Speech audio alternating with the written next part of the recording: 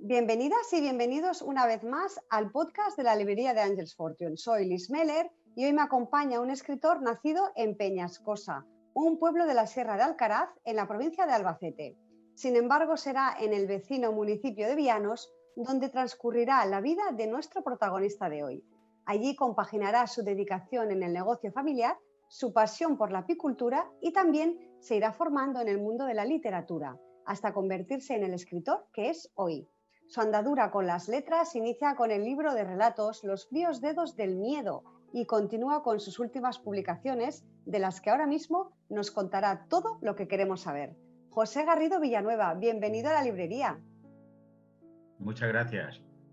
Bueno, José, estás en Vianos, me imagino. Sí, estoy en Vianos. Estoy en mi pueblo desde que tenía 1 año. Bueno, estupendo. Raíces a tope.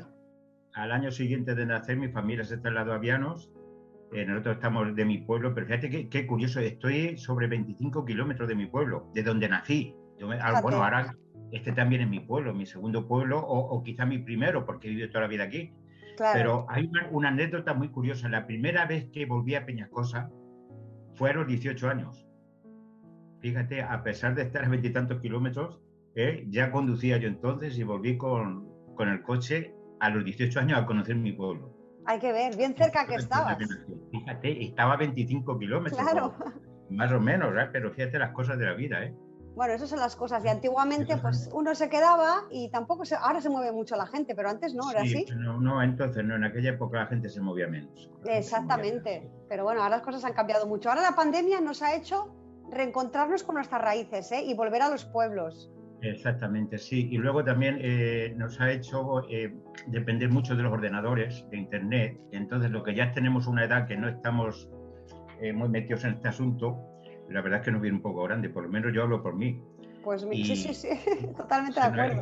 Es verdad, yo me pongo a escribir y vale, me defiendo escribiendo, pero es que sé hacer muy poquito más en el ordenador. Claro, muy poco claro. Más. Y además es que cada día cambia esto de la tecnología, José. Igual, cuando aprendes una cosa, de repente ya te la cambian y te ponen otra más moderna. Y así vamos. Y ya no te sirve. Exactamente. No, me identifico con ese taraná porque yo creo que los que no hemos nacido los que no somos millennials ya, pues me parece a mí que eso ya nos queda un poco grande. Pero bueno, hay que adaptarse a los nuevos tiempos. Sí, claro.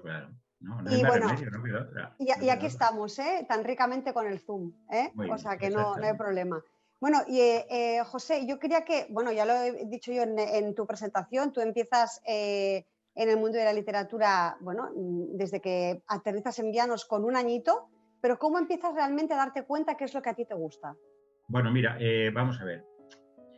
Si yo digo que empecé en la escuela, quizás sea, no se ajuste a la realidad, pero yo sí recuerdo que cuando iba al colegio, cada vez que había que hacer una redacción, a mí siempre me salían largas, las llenaba de matices, y es que me gustaba escribir, o sea, me encantaba. Disfrutabas. Ahí fueron exactamente donde yo noté que me gustaba escribir. Sin embargo, tuvieron que pasar unos años, y yo recuerdo que al salirme de la escuela, cuando tenía 14 años más o menos, cayó en mis manos Las aventuras de Robinson Crusoe. Y bueno, aquello fue un antes y un después en mi vida, porque con esa edad, yo que tenía la mente un poco calenturienta en aquella época de adolescente, y con un libro de esa clase, bueno, para mí fue a partir de ahí llegaron más libros. Tengo casi todos los libros de Julio Verne, y bueno, la isla misteriosa de Julio Verne, pero bueno, La isla del tesoro y El corsario negro, empecé a leer un montón de libros de aventuras, que era lo que me pedía mi cuerpo en aquella época. Claro. Y yo recuerdo que cuando pasaron 2 o 3 años desde que leí el primer libro, empecé a notar que ya a mí me fluían ideas en la cabeza, ¿no? Empecé a notar que empezaba a crear mis propias ideas. Y a partir de ahí fue cuando empecé a escribir. Yo tenía entonces 17 o 18 años y recuerdo que iba a la tienda, me compraba unos blogs grandes y bueno, pues ahí en esos blogs escribía. Y ahí fue donde empecé a escribir un libro de aventuras que luego al final no lo terminé, pero bueno. Pero ahí empezabas a plasmar ideas ya en ese cuaderno y llega un momento dado y llegas a hacer realidad ese sueño con Los fríos dedos del miedo. Porque esto... Sí, pero tuvo que pasar mucho tiempo aún. Porque no era en la adolescencia, de acuerdo. Sí, yo después, gracias a un amigo de aquí de Vianos, pues resulta que empecé a leer poesía y empezó a gustarme. Y entonces empecé a comprar, porque en mi casa antes no había un libro siquiera. Yo después me compré 300 o 400 libros conforme podía en aquella época, pero era lo único que había. Claro. Y bueno, empecé a comprar libros de poesía y empecé a escribir poesía. En torno a los 25, 26 años, 27, yo escribía poesía. Y luego llegó una vez que se acabó la vocación, o que yo cambié, imagino que cambiaría, porque ya Claro. era menos rebelde, ya la vida me estaba sentando, me estaba situando en mi sitio. Y entonces empecé a leer, recuerdo que el primer libro que leí de terror fue Stephen King, El Resplandor, El Resplandor. Y aquel libro volvió a marcarme otra vez. Y fue cuando yo empecé a escribir relatos de terror. Eso ya lo hacía en torno a los 30 años. Empecé a escribir relatos, volví otra vez a comprarme, tengo también más de 30 libros de Stephen King y algunos otros autores por allí, y Ramsey Campbell, y bueno, algunos más. Y bueno, pues empecé a escribir sobre tres libros de relatos tengo escritos. Pero bueno, el primero que publiqué fue Los Dedos del Miedo, que lo publiqué en el 2016. El problema que he tenido yo es que como estás en un pueblo pequeño que no escribe nadie, porque tú, por ejemplo, si tienes una afición, cualquier afición que tengas, en cuanto salgas te vas a encontrar gente. Si te gusta la bicicleta, sales y hay gente que monta en bicicleta, otros corren. Aquí en el pueblo hay mucha agricultura, si quieres hablar de tractores, de caza, pero si tú quieres hablar, por ejemplo, de lectura, vale, hay gente que lee, pero de escritura nadie. Claro, no, entonces es complicado. Yo he estado viviendo toda la vida en una isla y claro, pues me ha costado mucho y fue a raíz de tomar un poco contacto con Carlos Rodríguez, sí, que es escritor también, Carlos Rodríguez, el lo de la conocerás. saga Bonet, claro, sí, es de Valencia. Exactamente. Y él fue el que me animó y el que me animó a publicar. Entonces, este libro lo publiqué en primer lugar, fue en el 2016, sí, 2016, con Bodón Ediciones, una editorial de Madrid, en Tres Campos está. Y bueno, este libro fue el que me abrió las puertas de Angels Fortune. No sé pronunciarlo bien, porque mi inglés la verdad es que no... Sí, está perfecto, Angels Fortune, está perfecto. Sí, vale. Entonces fue el que me abrió las puertas de esta editorial, porque fue cuando conocí a Isabel. Claro. Coincidimos en la presentación de mi libro en mi pueblo y en un pueblo vecino, en Riopa, aquí en la Sierra del Segura, y él vino también a esa presentación de su primer libro de Comarcal 415. Sí, y Isabel venía acompañándolo. Sí, y ahí fue cuando... Ahí fue cuando la conocí y cuando nos conocimos. Ella se llevó mi libro y luego a los pocos días me llamó y fue cuando empezó, bueno, a crecer esa amistad y esta relación de, no voy a decir de trabajo, no voy a decir porque esto no es una relación de trabajo, es una relación realmente de amistad. De amistad. Es una persona muy generosa, una persona muy cercana que te ayuda sin mirar nada y incansable. Y entonces, pues la verdad que me sentí muy cómodo con ella y a partir de ahí pues empecé a publicar con ella. Claro, y si porque no pasa nada, seguiré. Exactamente, es lo que te iba a decir. Ya estamos, ese reencuentro lo que provoca es que tu siguiente entrada en el mundo literario, el siguiente libro, sería Demonios en el Edén, que ya viene con el sello de Angels Fortune. Y hace poquito, ¿Demonios en el Edén de qué año es, José? Se publicó en el 2018. 18. Y ese año estuve en la Feria del Libro de Barcelona, en San Jordi. En San Jordi, fue de las poquitas antes de la pandemia, claro, pudiste todavía... Yo he estado solamente una vez, porque al año siguiente yo sin un libro nuevo no me apetecía volver. Claro. Y al siguiente fue cuando se publicó el segundo, pero ya vino la pandemia, Exacto. fue en el 2020. El segundo libro, que es La Pandilla, que además es curioso porque son temáticas muy diferentes. O sea, es un libro que los dos distan mucho el uno del otro, ¿verdad? Mira, vamos a ver, el segundo libro, Demonios en el Edén, y el primer libro, Los Fieles del Miedo, son parecidos. Ajá. De hecho, Demonios en el Edén nació de un relato. Yo tenía relatos, ya estaba escribiendo y lo tenía casi terminado cuando me di cuenta, digo, bueno, yo aquí puedo meter más personajes, puedo hacer la historia mayor. Claro. Y fue cuando surgió la idea, empecé a introducir personajes y a crear una historia más grande y bueno, fue cuando salió Demonios en el Edén. De un relato surge la novela. De un relato surge la novela. Demonios en el Edén está ambientado en una finca de labor, una finca agrícola grande, y esa finca hay dos casas. Está la principal, que es donde vive la familia, los dueños de la finca, y luego hay una que se llama el Edén, es una finca pequeña donde vive la protagonista. La protagonista es Nora, vive con su hija porque ella es viuda. 3 años antes de comenzar la historia murió su marido, y el marido era el hijo del dueño de la finca. El dueño de la finca es Roberto, y con él vive su otro hijo, Berto. Entonces, vamos a ver, este hombre se hizo a sí mismo y es un hombre muy posesivo, quiere tenerlo todo controlado, y sobre todo a Andrea, que va a ser la heredera al final. Quiere tenerla controlada, quiere que la madre no influya en la cría, quiere ser él, y la madre está agobiada. Luego el cuñado también es una persona sin oficio ni beneficio, está envuelto en billetes porque es una finca grande que da mucho dinero, y está de juergas y de esto, y él no se hace cargo de nada. Lo único que hace es ir detrás de Nora, y ella está totalmente agobiada, no sabe lo que hacer. Suerte que vive en una casa un poco aparte. La única posibilidad que tiene un poco de salida y un poco de luz en su vida es que tiene una amiga en el pueblo, Inma, que va a visitarla casi todos los días, y ella es la única luz que tiene, porque lo demás es un suegro posesivo, un cuñado agobiante, y ella está desesperada. Pero un buen día, para rizar más el rizo, empieza a haber apariciones ahí en su casa. Empieza a haber apariciones y claro, ella ya no sabe qué camino tomar, porque es que no tiene ni idea de por qué la buscan a ella. La buscan ella y a su hija, las apariciones. Y claro, ella está desesperada totalmente, y es el pasado de la casa que vuelve. El pasado de la casa que viene a buscarla, o que viene a advertirla. Viene a buscarla, exactamente. Y entonces, bueno, pues a raíz de eso, ella convive con los fantasmas y tiene que empezar a calibrar de qué lado están. Claro, pues poner un poco los pelos de punta, José. Bueno, hay algunas escenas. Bueno, esta pregunta en el modelo que mandaste viene un poco después, pero hay gente que me dice, bueno, hay algunas escenas que te dan escalofríos. Digo, sí, claro. Realmente no es un libro de terror, no es un libro de terror, es más bien de misterio, de esperar a ver qué pasa, de intriga. Tiene sus puntos, porque es que vamos a ver, a mí el terror me gusta. Y me gusta, te voy a decir por qué, me gusta porque tengo miedo.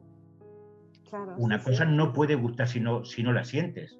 Tú no puedes, por ejemplo, una novela de estas, una teleserie de estas venezolanas o mexicanas, si realmente a ti eso no te gusta, si no lo sientes, si no lo vives, si no lo lloras. Yo te voy a hacer una cosa. Yo cuando escribía relatos, a veces miraba debajo de la cama antes de acostarme. ¿Te dabas miedo tú mismo? Yo mismo me asustaba de lo que estaba escribiendo. ¿Sí? Digo, madre mía, se ríe la gente que... Pero era verdad, lo vivía. Eso se llama meterse bien en el papel, ¿eh? Ahí está. Y te voy a decir una cosa, de este libro había gente que me ha dicho que del libro de los relatos, ¿sí? Hay que leerlo de día. Sí, porque de noche no se puede, ¿eh? Hay que leerlo de día. Y bueno, y que mejor no es indicado para adolescentes, me imagino yo, para gente un poquito más mayor, ¿no? Bueno, te voy a decir una cosa, vamos a ver, el miedo no es tampoco... Cada uno se toma el miedo de una forma diferente. Las cosas no nos asustan a todo el mundo igual. Para mí el verdadero miedo es el que nos sorprende en nuestros actos cotidianos. Cuando tú estás en tu casa tranquilamente, se supone que la casa es tu hogar, es el sitio donde tú estás a gusto, donde te sientes segura. Imagínate que estás viendo la tele tranquilamente y de momento alguien te sopla en la nuca. En la nuca, y tú sabes que estás sola. Ese es el miedo. Porque eso por ejemplo, la casa encantada, porque hay fantasmas o porque hay seres que deambulan por allí, asomándose en las ventanas, a mí eso no me va. ¿Por qué? Por la sencilla razón de que no yendo a la casa encantada no pasa nada. Claro, el problema está cuando estás, exacto, en tu zona de confort. Cuando lo tienes en tu casa, cuando vas por la calle y oyes pasos, miras y no hay nadie. Sí, eso es el verdadero miedo, porque es injustificado, dices, es que ¿cómo puede ser? Y te sientes indefenso, es que entre una situación así estás indefenso, porque dices, bueno, vamos a ver qué hago, si estoy en mi casa, tengo todas las puertas cerradas. Yo es que una vez me pasó una cosa, y fue también una de las cosas que me incitaron a eso. Me pasó una cosa en mi propia casa, y a partir de ahí la verdad es que me sentí muy inseguro, y me pasó en mi casa. Y entonces fue cuando ya entre eso y Stephen King, ¿para qué quería más? Claro, estaba servido. Tenía el lote completo. Y fue cuando empecé a escribir relatos de terror, y me encanta, porque es que aparte el miedo, yo por ejemplo digo, vamos a ver, lo contrario del miedoso es la valentía, pero valiente no es el que no tiene miedo. Valiente es el que se enfrenta a una cosa teniéndole miedo. Teniéndole miedo, sí señor. Teniéndole miedo, porque primero tienes que luchar contra ti mismo. Sí, Y cuando te venzas a ti, tienes que vencer el obstáculo que tienes enfrente. Hay que desbloquearse para poder afrontarlo. Bueno, te voy a poner un ejemplo fácil. Imagínate un perro, un San Bernardo. Es un perro tranquilo. Sí. Enfrente de San Bernardo hay un hombre de 2 metros con una porra buena. Y al lado un crío de 2 años, con una metralleta de juguete. Al hombre mayor no puede hacer nada, no puede tenerle miedo. Pero el crío, que el perro es más grande que él, como le ladre en la oreja, se caga. Claro. Y si a esa criatura le dicen, tienes que pasar allí, está el perro delante, si se atreve a pasar, ese es el valiente. Sí, sí, señor. Sí, ese es el valiente. El que se enfrenta a sus propios miedos. A sus propios miedos, exactamente. Si Eso tú ahora mismo tienes miedo de una cosa y eres capaz de sobreponerte, eres valiente. Bueno, pues habrá que pasar la prueba, habrá que leer Demonios en el Edén. Los amantes de la novela de misterio ya lo saben, se tienen que lanzar a coger tu novela. Y bueno, José, lo que sí es cierto es que yo he hablado con Isabel y me ha dicho que La Pandilla es otro ritmo, otra cosa. Es otra historia. Y La Pandilla es muy reciente, porque es lo que estabas diciendo, que te coge la pandemia. Sí, la pandilla, bueno, la pandilla llevaba ya dos años escrita, ¿eh? Que es que ya Isabel, 2 años, claro. Como tiene tanto encima. Sí, no da abasto, todo va lento, ya va lento de por sí, pero claro, ahora entre la pandemia y la cantidad de... O sea, sí, lo sé. Yo lo cuento a modo de anécdota, no es sin ninguna otra intención. Pero bueno, cuando vino para hacer la presentación de Demonios en el Edén, cuando estuvo en mi casa aquí en Llanos, pues resulta que yo le comenté que había escrito otro.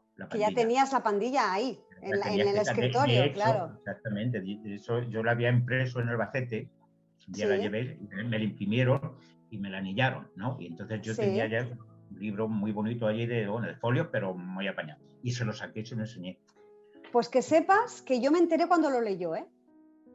Porque estaba fascinada, porque dices que no me puedo creer, después de haber leído Demonios en el Edén, que me aparezca con esto, porque vamos, estaba fascinada del giro que le has dado a todo, no solamente a la manera de escribir, sino lo que cuentas, porque La Pandilla, para quien no lo sepa todavía, es una historia que tiene lugar en Viernos, precisamente, en tu pueblo. Y narra mi infancia. Exactamente, un grupo de chiquillos y te ves ahí metido en las experiencias y vivencias de este grupo de críos. Claro, yo lo que trataba de transmitir es confrontar la etapa aquella con esta, ¿no? Sí. Entonces no había ordenadores, no había móviles, no había tablet, no había internet, no había nada. Si tú querías jugar con alguien, tú tenías que ir a su casa a llamarlo. Exacto. Y claro, ¿cómo se hacía eso? Pues quedando el día de antes. Claro. Nosotros jugábamos, luego es un pueblo muy pequeño, estás en Llanos en un extremo, y si echas a andar 5 minutos seguidos en línea recta, te sales por la otra punta en 5 minutos. O sea que es un pueblo pequeño. Quiero decir con esto que estamos todo el mundo se conoce, claro. Y historia en contacto con el campo. De hecho, la mayor parte de las historias pasan en el campo. Entonces, bueno, pues es un ambiente mágico para los críos. Sí. Aquí ahora viene gente para el verano, ¿no? Trae a críos pequeños, luego lloran cuando se van. La libertad que hay aquí, tú te lo ves a la 1 de la mañana por ahí con sus bicicletas y los padres están durmiendo tranquilamente o están en el bar o están donde estén y no se asoman a mirar una vez porque saben que no pasa nada. No hay miedo, no hay el miedo que hay en la ciudad. No hay nada, exactamente. Entonces, claro, pues aquello lo vivíamos muy intensamente porque nosotros no teníamos un móvil que nos entretuviera, ni podíamos mirar en internet, teníamos que jugar. Incluso te diré más, los juguetes muchas veces no los hacíamos nosotros mismos. Sí, claro. Entonces tampoco corre el dinero como ahora, No, hombre, una lata de sardinas bien trabajada podía ser un tren, ¿eh? Claro, si le ponías unas cuantas ruedas, unas con otras, un tren, podía ser un coche. Los tirachinas no lo hacíamos nosotros con gomas de las bicicletas. Los rulos aquellos de rular con un gancho que íbamos corriendo. Tú fíjate, un año, cosas de críos, cosas de críos. Aquí, claro, como hay eras de donde trillaban. Sí. En la época en que yo era crío se trillaba. Yo iba a montar algunas veces en una trilla de aquí de un vecino. Bueno, pues un año, yo la verdad es que en aquella época yo era buen estudiante, tengo que reconocerlo, era buen estudiante, a mí me gustaba aprender. Y entonces yo me eché de castigo, no de castigo, de promesa, como apruebe, tengo que darle, hay una era que es muy cuadrada, que le decimos la era de fútbol, que es donde nos juntamos a jugar al fútbol, sí. Tengo que correr, darle 10 vueltas a la era, si apruebo este año. Y con todo el verano me daba no sé qué de ir solo y con el rulo, con tal fuerza del calor en el hueco del mediodía, porque en los ratos que yo libraba de la escuela, me cogía a mi padre en un taller de carpintería que teníamos. Y entonces, el triste rato del hueco del mediodía, yo dándole sus 10 vueltas allí con todo el calor a la era, porque lo había prometido, claro. Claro. Entonces, yo que vivías un contacto con el pueblo, que muchas de las historias que salen en la pandilla, las viví yo. Son propios, claro, que les has visto Sí, desde crío, claro, sí, claro. Sí. Otras, algunos de mis amigos, otras son inventadas, otras son exageradas, bueno, lo que es la literatura. Bueno, José, yo creo que con la pandilla, si por ejemplo ahora un joven de 20, 25 años la cogiera, aprendería un montón de cosas que se han perdido, sobre todo cuando se han ido las familias a las ciudades. Exactamente. En la época aquella, de aquí de Vianos emigró mucha gente. En los años 60 y principios de los 70, vamos a ver, en Vianos ahora hay sobre 350 habitantes. Quizá no llegue, pero entonces había más de 1000. Más de 1000. Yo recuerdo que mi calle estaba llena. Ahora tú vas andando por el pueblo y de cada 4, no voy a poner de cada 3, de cada 4 puertas, de 4 casas, 3 están vacías. Y es una pena. Pero en mi barrio, una calle que tenía 200 metros, habíamos 20 o 25 chiquillos. O sea, esto estaba llenitico de gente. Y claro, pues tenías para jugar y cuadrillas. Si estabas enfollada con una cuadrilla, que estabas enfadado por lo que fuera, pues te ibas con otra, no había problema. Ahora como había donde escoger, claro. No, ahora hay 4 o 6 críos. Ahora juegan al fútbol sala y no pueden hacer 2 equipos. Con eso te lo digo todo. Imagínate si son pocos. Claro, esto es la pena de la España vaciada que llaman, que la gente se emigra, se va a las ciudades y la agricultura se está perdiendo muchas costumbres de antes. Pero bueno, ahora con la pandemia la gente quiere volver a los pueblos. Se han dado cuenta que vivir confinados en un piso de 50 metros, sin balcón y sin terraza y sin ver, eso es deprimente. Entonces ahora, pues mira, podemos decir que algo bueno ha traído esta horrorosa pandemia y es que nos hemos reconectado con nuestro pasado un poquito. Con nuestro pueblo y con los vecinos y con la gente. Y con la gente. Los que están en un piso y no pueden salir a la calle pueden hablar con el vecino. Sí, eso es. Exactamente. Eso antes existía. Antes, cuando había una familia que estaba necesitada por lo que fuera, los demás ayudaban. Sí, y todo el mundo sabía, claro, sí. Pero yo, según mi opinión, a lo mejor estoy equivocado, pero según mi opinión, eso se daba porque todo el mundo pasaba calamidades. Y entonces, cuando las necesidades básicas no están satisfechas, todos luchamos por lo mismo. Claro. Todos por lo mismo. Ahora, cuando ya estamos bien comidos y ya empiezan los caprichos, exactamente, entonces empiezan las etiquetas. Es que la posguerra fue muy larga, José. La posguerra duró mucho. Y claro, luego llegó la democracia y ya es lo que tú dices, cuando ya poco a poco podías comer 3 veces al día, pues ya no tenías esa preocupación. Exactamente. Entonces es lo que yo digo, empiezan los caprichos, y entonces empiezan las etiquetas. Tú tienes un vestido como este, pues yo ya no me lo pongo. Y empiezan, claro, antes no. Antes yo me acuerdo cuando las matanzas aquellas que se hacían en el pueblo y acudían todos a la matanza. Claro. Unos acudían por ayudar y otros a lo mejor por comer en condiciones. Exactamente. Ahora no se hacen, porque prácticamente no se hacen. Se hacía piña, claro, se hacía piña entonces. Y ahora pues cosa, la gente, sí. Ahora la gente está más despegada unos de otros. Ahora lo que hemos ganado en calidad de vida, en confort para el cuerpo, lo hemos perdido para el alma. Sí, señor. Exactamente. No estamos en una época, todos los pasos que damos no son para bien. No son para bien. Yo lo veo en mis hijos, lo veo en todo. Ahora mismo yo tengo un hijo de 16 años, sale a jugar a fútbol, no puede. Es muy activo, no se puede estar quieto. Pero no, pues si no hay críos. No hay críos para jugar. No puede jugar. Y luego incluso algunos de los que no saben jugar tampoco, pues están todo el día con el dichoso móvil. Y con las maquinitas y con toda la tecnología de ahora. Entonces todo eso no se veía, antes eso no se veía. No, hemos ganado en todo lo material y hemos perdido en la calidad humana.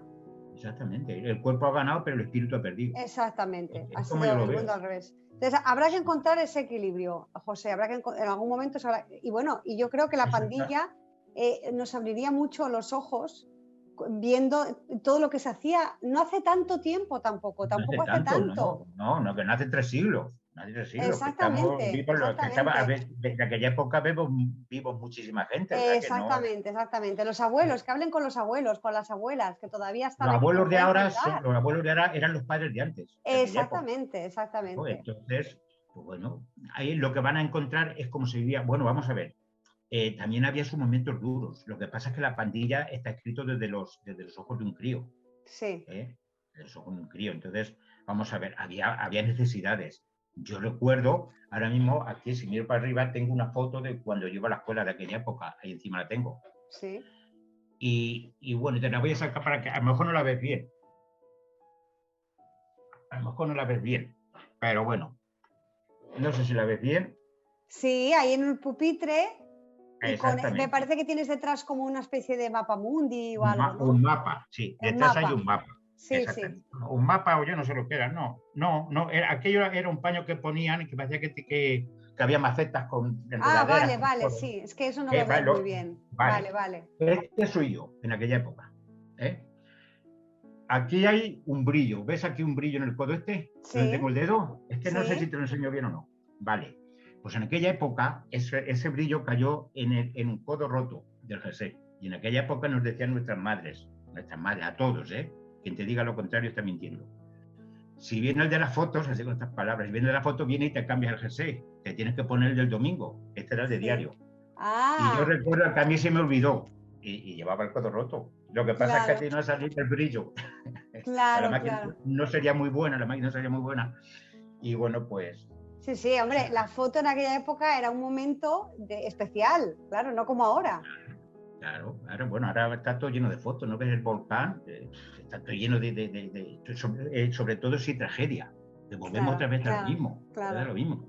Hoy me he enterado, por ejemplo, que José Andrés, este famoso cocinero que tenemos en Estados Unidos, está dando en La Palma 1000 comidas diarias para la gente que está necesitada, que no encuentra sitio y aparte para la gente que está trabajando allí, ¿no? Sí. ¿De eso se oye algo en la tele? Pues no, la verdad que no. Pero la tragedia sí se masca. Sí. La tragedia sí se ve. Cómo avanza la lava, cómo se cae la iglesia. Exacto, cómo va a llegar al agua. Es el espíritu que tenemos, que es que vamos al morbo, ¿no? Sí. Por eso te digo que todos los pasos que damos y los cambios que damos, a lo mejor no los damos. No. Cometemos muchos errores y tropezamos con la misma piedra. Y lo vamos a pagar, sí. José, a mí me gustaría, bueno, yo ya he dicho que bajo mi punto de vista va a ser un libro muy rico, muy enriquecedor en cuanto a que la juventud de hoy en día se dé cuenta de cómo era el ambiente, de cómo se vivía en aquella época, pero yo ya sé que las personas que han leído tanto Demonios en el Edén como La Pandilla, que son temáticas completamente opuestas, me gustaría que me dijeras qué te han dicho tus lectores de ambos. Bueno, vamos a ver, no sé si me mienten o no. Me dice que les encanta. Hay gente que está esperando la segunda parte de Demonios en el Edén. ¿Y va a haber segunda parte? No lo sé, no sé si va a haber de segunda parte. Imagino que de Pandilla habrá. Estupendo. Imagino, porque claro, ahí el título entero es Vianos, La Pandilla Vianos 1970. Sí. No, verano de 1970. Verano de 1970, exacto. Al verano sigue el otoño, entonces es fácil que haya alguna otra de La Pandilla. Algunas secuelas sí que podría haber de La Pandilla. Algunas secuelas puede ser que haya. Y bueno, del otro aún no me lo he planteado. La verdad es que tengo otras 2 novelas escritas. Una ya se la mandé a... Eso te quería preguntar. Si tienes algún plan de futuro, me imagino que ya tienes lo que tú dices ahora. ¿Alguna cosa empezada ya seguro? Sí, bueno, seguro sí. Yo tengo otras 2 novelas terminadas. Una es más de terror, otra es también algo así de misterio parecía a esta, pero esta también ambientada en Vianos. Una ya se la mandé a Isabel y le hicimos la tutoría. Digo, vamos a hacérsela. Digo, y con eso, si yo le hago ya le hace la tutoría, me está demostrando que le gustaba publicarla. Claro, que yo esté tranquilo. Vale, y ya le hemos hecho la tutoría. Entonces, esa está ambientada en Vianos, lo mismo que La Pandilla. Y yo ya comenté, digo, bueno, he escrito un libro para pequeños de Vianos y otro para mayores en Vianos, digo, ya me voy literalmente del pueblo. Ya estarán contentos en Vianos, vamos, es que yo creo que más honor a tu pueblo lo puedes hacerle. Claro, no, es que ahora mismo, fíjate, con la imagen es emblemática, la imagen del arcueste, del pilar que tenemos ahí encima de los 4 críos que están en la portada, donde va la portada es maravillosa, es muy explicativa de lo que te vas a encontrar.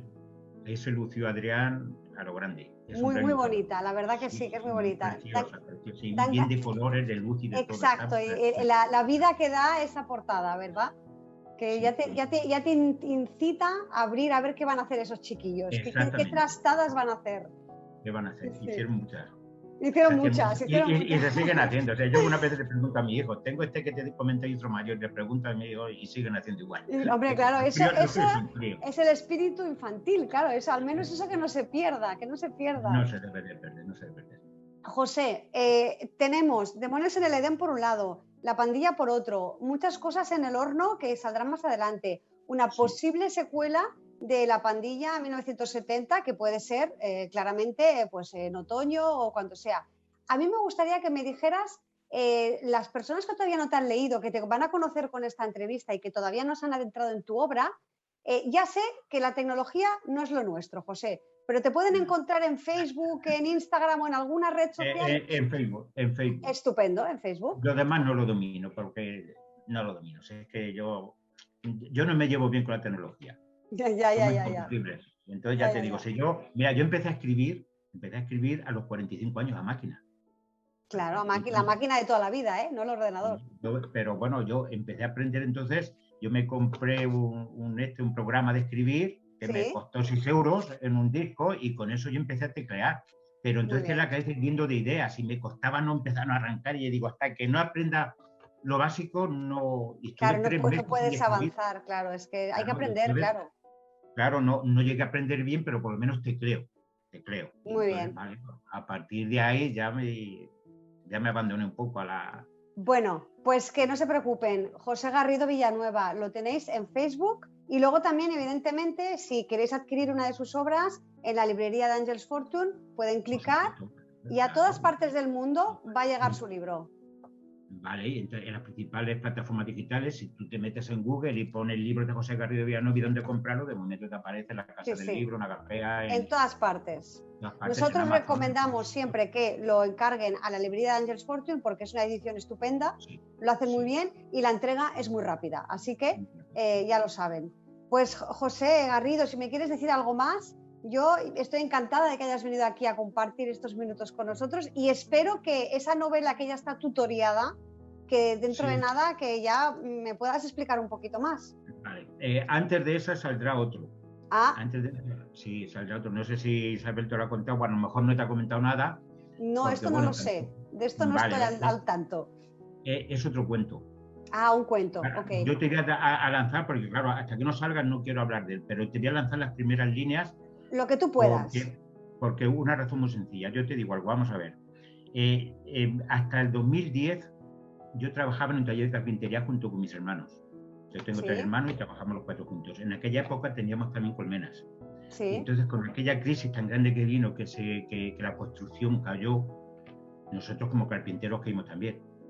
Pero nosotros teníamos colmenas. Entonces, quitamos el taller y nos quedamos con las colmenas, ¿no? Y vivimos de eso. Yo ahora vivo de las abejas. Las abejas sabes que están pasando una época muy dura. Una época durísima. Intercambio climático, fumigaciones, hay un montón de cosas que la cometen. Entonces, el avispón asiático que viene, el abejaruco, que está incontrolado totalmente. Entonces, está pasando por un momento muy malo y tenemos que pensar una cosa, el 70% de las hortalizas y de los frutos que nosotros comemos lo polinizan los insectos. Lo polinizan los insectos. Y de ese 70%, el 75 o el 80% son las abejas. Porque las abejas es el insecto que más hay. Son imprescindibles. Las colmenas son absolutamente imprescindibles y las tratamos a palos. Entonces yo como apicultor me siento en deuda con ellas. Entonces yo pienso que la mejor arma que tiene el ser humano, es la educación. Es la educación. Porque ahora te voy a decir algo, vamos a ver, si tú a un crío pequeño le enseñas a amar la naturaleza, cuando sea mayor no le pegará fuego. Obviamente. Si enseñas a amar a los animales, tampoco los matará. No los maltratará, exacto. Sí. Exacto. Entonces, estamos de acuerdo que los que somos mayores ya tenemos nuestra idea y esto es muy difícil cambiarlo, pero en cuestión de una generación se puede dar un cambio exagerado. Y una generación, en el contexto del tiempo que llevamos aquí en la Tierra, son 30 años, es que no hay más. Y en eso puedes cambiar. Y ahí es donde yo quiero ir.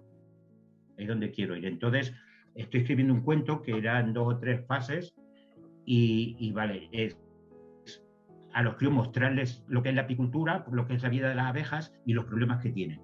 Pero que se rían, escrito en clave de humor, para que los críos lo entiendan y que empiecen a quererlas. Y cuando muy interesante que pierdan el miedo a las abejas, que sepan lo importantes y lo artistas que son esos pequeños insectos, lo imprescindibles que son para la vida humana.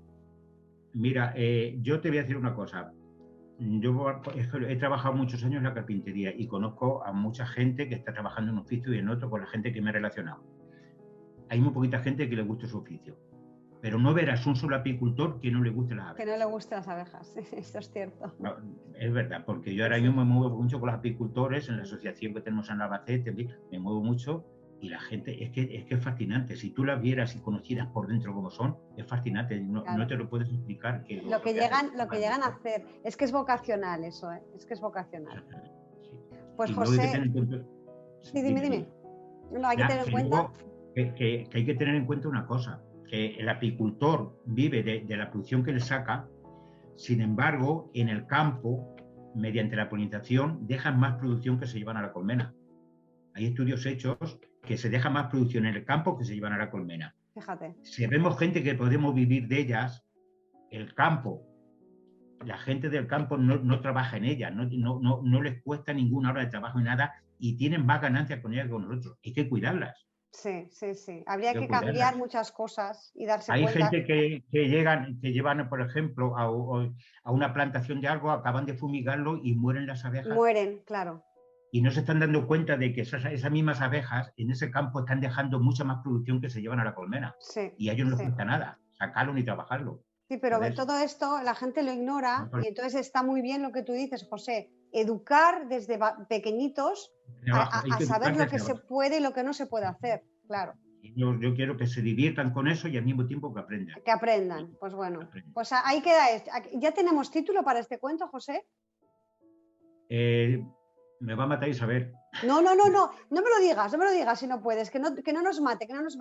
Bueno, ya sabemos de qué va, ya sabemos que es muy interesante tanto para jóvenes como para no tan jóvenes.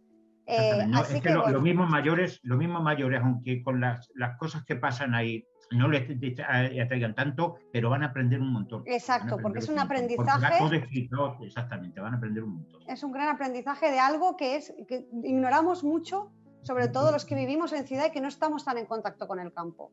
Así que bueno, es una iniciativa estupenda, José. Bueno, pues José, yo me alegro muchísimo de que luches por esto, por educar, que es importante educar. Y nada, dime, ¿qué quieres? Quiero luego después, no sé, pues si puede ser y me invitan a ir al colegio, pues ya me prepararé mi diapositiva Eso sería estupendo, si pudieras hacer charlas en los colegios, sería fantástico. Porque claro, eso es muy educativo. Con fotos hechas pero en mis colmenas, no bajar de la red, sino fotos hechas en mis colmenas, vídeos grabados. Y entonces quiero hacer que ellos vean todo en directo. Eso está muy bien. Quería hablarte de esto por un poquito para que veas dónde va. Es que, vamos a ver, no es que vamos a lo mejor es un poquito pretencioso decir que no quiero encasillarme.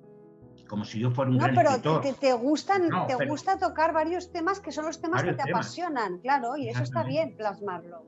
Claro, es que aparte de eso, muchas veces a lo mejor uno escribe ciertas cosas pues, según la motivación que tenga ese día. Claro, sí. Ya está. Hay días que te apetece escribir de miedo porque estás cabreado, hay otros días que te apetece lo mismo que vas al cine y quieres ver una película de un tipo o de otro. Pues eso me parece una buena apreciación, porque claro, no nos levantamos cada día del mismo talante. No. Y además que estamos sujetos a muchas vicisitudes en la vida y entonces pues, un día te levantas con una cara, otro día te levantas con otra y un día estás con ánimo, otro día te sientas al ordenador y ves que no eres capaz de hilar 3 letras seguidas y dices, voy a dejarlo porque mañana voy a tener que estar repitiendo. Claro, no merece la pena. Hoy me dedico a cocinar, me dedico a otra cosa. Oye, José, pues encantada de haberte tenido aquí en la librería. Ya sabéis dónde lo podéis encontrar, en Facebook y en la librería de Angels Fortune, en nuestra página web. Y te espero aquí bien prontito. José, muchas gracias. Pues nada, yo muchas gracias a ti por permitirme esta oportunidad y quiero que sepas que no estoy acostumbrado a esto y esto es totalmente ajeno a mi mundo, pero bueno, pues espero que no haya quedado muy mal. Me ha quedado perfecta, porque además hemos descubierto un hombre polifacético, que esto no lo he dicho al principio, y esto es saber hacer muchas cosas y hacerlas todas bien. Me parece a mí que tenemos Vale. mucho que aprender. Hay Así un refrán que dice que mucha abarca poco aprieta, pero veremos bueno, a ver. bueno, tú sigue abarcando y que los Vale. lectores decidan, que digan lo que les gusta, lo que Yo prefieren. escribo porque me gusta, Eso escribo está porque me muy gusta y bien. punto. Y lo que me gusta. Pues eso es lo que hay que transmitir, hay que hacer lo que nos llena para que luego los demás lo vivan Pero, también como nosotros, como tú que has escrito cosas que te apasionan. Así que me parece estupendo. Y a todos vosotros que estáis escuchándonos, ya sabéis que podéis entrar en la biblioteca que se está creando este hombre, este escritor de villanos, con Demonios en el Edén, La Pandilla, y dentro de nada este cuento que nos va a enseñar muchísimas cosas de un mundo tan desconocido como es el del apicultor. Así que os deseo a todos una feliz lectura.